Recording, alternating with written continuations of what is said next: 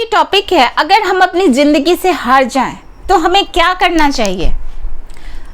ये पूरा जानने के लिए वीडियो के लास्ट तक बने रहें। अगर आपको हमारी वीडियो अच्छी लग रही है तो लाइक का बटन ज़रूर दबाएं, कमेंट करके मुझे बताएं और शेयर करें। और अगर हमारे चैनल पर नए हैं तो इसे सब्सक्राइब करना बिल्कुल ना भूलें।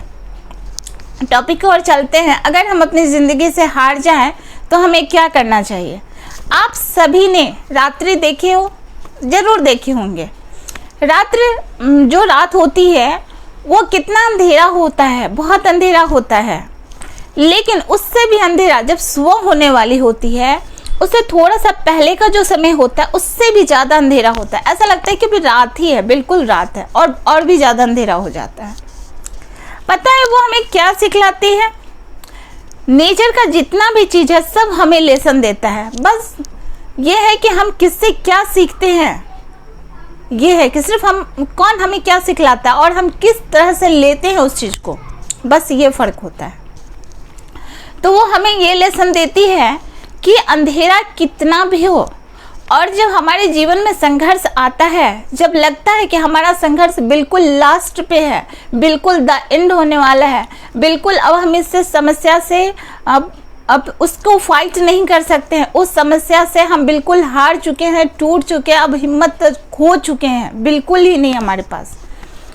तो उस टाइम के बाद वो दरवाज़ा जो होता है, जब आप उसे तोड़ देते हो अपने संघर्ष से, तो एक नया जीवन आपका इंतज़ार कर रहा होता है। उस नए जीवन को वेलकम करने के लिए वो संघर्ष आपको जीतना होता है, वो आपको जीवन सिखलाती है। अगर आप यहाँ पे जन्म लिए हो, मृत्यु भुवन पे जन्म लिए हो, आप बताओ कि ऐसा कौन सा इंसान है जिसके जीवन में संघर्ष नहीं है। आप कहोगे सिर्फ मेरे जीवन में संघर्ष नहीं, किसी एक के जीवन में संघर्ष नहीं है। बस ये फ़र्क होता है कि जो जिस लेवल का है उसका संघर्ष उतना बड़ा है। छोटा सा बच्चा जब एग्ज़ाम देता है तो उसका भी संघर्ष उतना ही ज़्यादा होता है कि हम पास नहीं करेंगे तो क्या होगा, मम्मी क्या बोलेगी, पापा क्या बोलेंगे, दोस्त क्या बोलेगा, रिजल्ट लाना है, अच्छा रिजल्ट लाना है। यानी उसके दिमाग पे भी बहुत प्रेशर होता है उसके उम्र के हिसाब से। तो जैसा आपका उम्र होता है उस तरह की समस्याएं आती है, उस समस्या से बाहर निकलना होता है। आपने कभी मंदिर में भगवान की मूर्ति को देखा है? ज़रूर देखे होंगे। हम उनकी पूजा क्यों करते हैं पता है आपको? इसके पीछे का क्या है राज? इसलिए कि वो पत्थर है, वो पत्थर है कि सबसे ज़्यादा हथौड़ी की चोट खाई है उसने, सबसे ज़्यादा। अगर वो एक दो हथौड़ी की चोट पड़ती, अगर वो टूट जाता तो आज उसकी कोई पूजा नहीं कर रहा होता। वो हमें वो शिक्षा देता है कि हमारी ज़िंदगी में कितनी भी संघर्ष आए, कितनी भी संघर्ष आए, हमें टूटना नहीं चाहिए। हर एक संघर्ष आपके जीवन में एक लेसन दे के जाता है। वो संघर्ष आपको सिखा के जाता है। आपको सीखना है उससे कि वो आपको क्या लेसन दिया, आप उससे क्या सीखें, वो आपको सीखना है।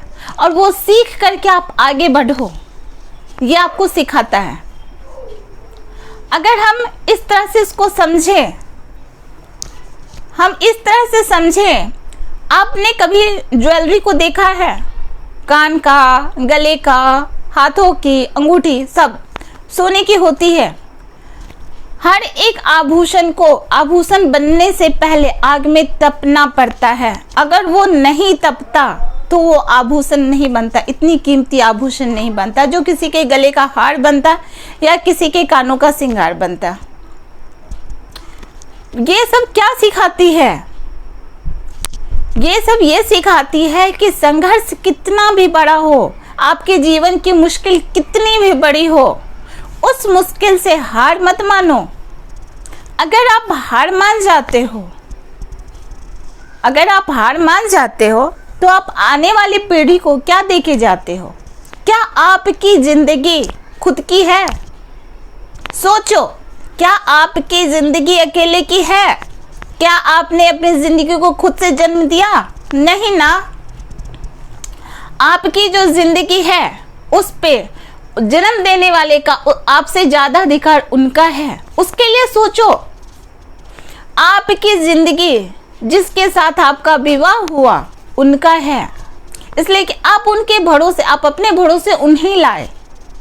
आपकी ज़िंदगी उन बच्चों की है, और जो बच्चे सोचते हैं उस बच्चे से भी मैं कहना चाहती हूँ कि आपकी ज़िंदगी आपकी नहीं है, आपके उस माँ बाप की ज़िंदगी है, उस समाज की है।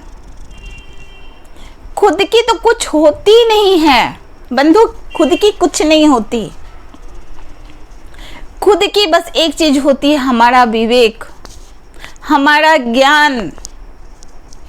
अगर आप ज्ञान की बात करते हो, आप अगर समझदारी की बात करते हो, अगर आप समझदार हो, तो आप ऐसा सोचोगे ही नहीं। इसलिए ज्ञान, जिसके पास ज्ञान होता है वो तो दुख सुख, पाप पुण्य, लाभ हानि से ऊपर होता है। वो मृत्यु, वो तो ये नहीं सोचता है, वो सोचता है कि जितनी सांसें हमें मिल रही है उसमें कुछ अच्छा कर ले, उसको अच्छे से जी ले, कुछ थोड़ा सा और ज्ञान प्राप्त कर ले। इसलिए कि कल हो ना हो, अगला सांस हमारी हो ना हो कौन जानता है, लेकिन जो सांस हमारी है उसको व्यर्थ में क्यों गवाए, वो तो ये सोचता है, तो मरने की बात क्यों करेगा। आप खुद से सोचो, आपकी जब जिंदगी खुद की नहीं है तो इस जिंदगी को मारने का भी कोई हक नहीं है आपका, बिल्कुल भी नहीं है। आप इस दुनिया में आए हो, तो इस दुनिया में जब आए हो तो आपका बहुत ऋण है, आप उस ऋण को चुका रहे हो इस धरती पे। उस ऋण को चुकाने के साथ साथ, ऋण तो चुक रहा है आपका, लेकिन उसके साथ साथ अपना जो ज्ञान है, जिसे ज्ञान कहते हैं, उसे बढ़ाओ। फिर आपको तकलीफ नहीं होगी, आपको कोई तकलीफ नहीं दे सकता है। एक बात और, क्या आप जानते हो कि आपका शत्रु कौन है? कोई बाहर का इंसान नहीं है, या आपको कोई तकलीफ नहीं दे सकता, कोई नहीं दे सकता है। किसी की बातें आपको तकलीफ दे ही नहीं सकती है। आपका खुद का दुश्मन आप खुद हो। सुनने में थोड़ा अटपटा लग रहा है ना, ऐसा कैसे हो सकता है? बिल्कुल खुद हो। आप जितनी निगेटिविटी को अपने अंदर ला के रखे हुए हो वो आपका दुश्मन है। क्रोध आपका दुश्मन है। जिस विवेक को आप खो चुके हो वो आपका दुश्मन है। जिस माया में उलझे हो, अपने चारों ओर एक दीवार खड़ा कर रखे हो, वो आपका दुश्मन है। तो बाहर किससे लड़ोगे? खुद अपने अंदर लड़ो, और अंदर की फाइट जब बंद होगी तो आपको एहसास होगा, तो ज्ञान मिलेगा। जैसे अमृत कैसे प्रकट होता है, जब तक मंथन नहीं करोगे तब तक अमृत कैसे प्रकट होगा, और अमृत प्रकट होने से पहले विष भी होगा। तो आत्म मंथन करो, सोचो, समझो, खुद के लिए, फैमिली के लिए, अपने अंतर आत्मा से सोचो। आत्मा सिर्फ देख रही होती है, कुछ कर नहीं रही होती है। उसके बाद निर्णय लो, और ये जरूर सोचना, ये जीवन सिर्फ आपका नहीं है, इस जीवन पे सिर्फ आपका अधिकार नहीं है। ये सोच के उसके बाद मुझे बताना कि आपको ये वीडियो हमारी कैसी लगी। Thanks for watching my video. Thanks all of you.